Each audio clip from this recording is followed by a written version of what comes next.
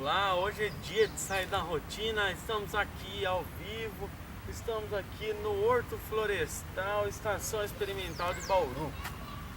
O Horto Florestal oferece ao visitante contato direto com a natureza, com a fauna, com a flora diversificados. Há palcos para eventos, área de piquenique, playground, pista de Cooper, equipamentos para ginásticas, bicas de água potável, lagos e o Museu Florestal. Agora a gente vai dar um tour e a gente já volta com imagens para você. Vamos para um rápido intervalo, a gente volta já.